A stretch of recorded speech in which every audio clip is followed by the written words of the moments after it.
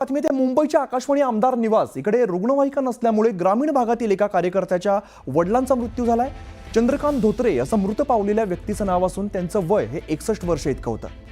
तर त्यांचा मुलगा विशाल धोत्रे जो आमदार विजय देशमुख यांचा कार्यकर्ता असल्याची माहिती पुढे आली आहे। दरम्यान 7 एप्रिलच्या मध्यरात्री त्यांना अस्वस्थ वाटू लागलं आणि त्यामुळे त्यांच्या सोबत असणाऱ्या लोकांनी रुग्णवाहिकेला फोन केला, पण ती वेळेत उपलब्ध झाली नाही आणि परिणामी आमदार निवासाजवळ असणाऱ्या पोलिसांच्या गाडीतून चंद्रकांत धोत्रे यांना रुग्णालयात नेण्यात आलं। मात्र त्यांच्यावरती उपचार सुरू करण्यापूर्वीच डॉक्टरांनी त्यांचा मृत्यू झाल्याचं घोषित केलं।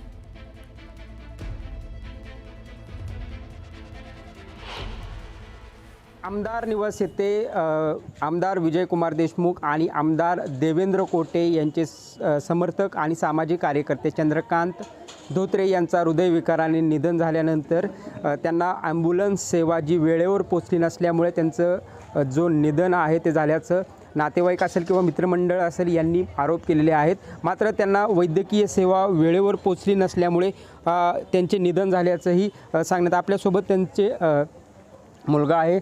दादा, कशामुळे हे निधन झालं, काय वाटतं? कशा आमदार निवाससारखं स्थान आहे तिथं वेळेवर ॲम्ब्युलन्स पोचली नाही?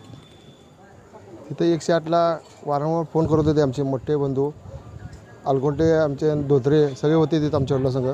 त्यांनी 108ला वारंवार फोन करत होते, त्यांचा रिस्पॉन्सच येत नव्हता।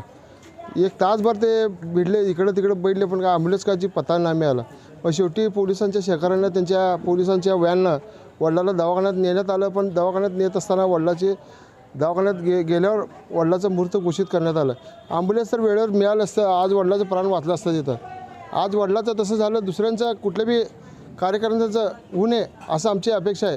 हे असलं मोठं मुंबई मंत्रालय शहर, अजून आमदार निवास, इथं आपल्याला ॲम्ब्युलन्स 24 तास इथं सेवा करण्यासाठी एक डॉक्टर आणि ॲम्ब्युलन्सची सेवा 24 तास राहावा हीच आमची सरकारला विनंती आहे। आमदार निवाससारख्या जी निवासस्थान आहे तिथं ॲम्ब्युलन्सची सोय नसणे खेदजनक असल्याचं वक्तव्य त्यांनी केलेलं आहे। दादा, कशा पद्धतीने बघता? एकतर दीनानाथ मंगेशकर हॉस्पिटलचा ताजा किस्सा असतानाच अशा प्रकारचे किस्से होतात, कशा पद्धतीने बघता याकडे? या पूर्ण प्रकरणाला सरकार जबाबदार आहे। गोरगरीब जनतेचे कामं सरकारपर्यंत पोहोचवणे हे सामाजिक कार्यकर्त्याचं कर्तव्य असते। सामाजिक कार्यकर्ता हा राजकीय कार्यकर्त्यावरती अवलंबून आलेला असते। मग राजकीय कार्यकर्त्याच्या हाडाच्या कार्यकर्त्यालाच वेळेवर उपचार, वैद्यकीय मदत किंवा त्यांना वेळेवर 108चं ॲम्ब्युलन्स उपलब्ध न होणे यासारख्या जर गोष्टी घडत असेल तर याला संपूर्णपणे सरकार जबाबदार आहे। प्रीतम पंडित, न्यूज 18 लोकमत, सोलापूर।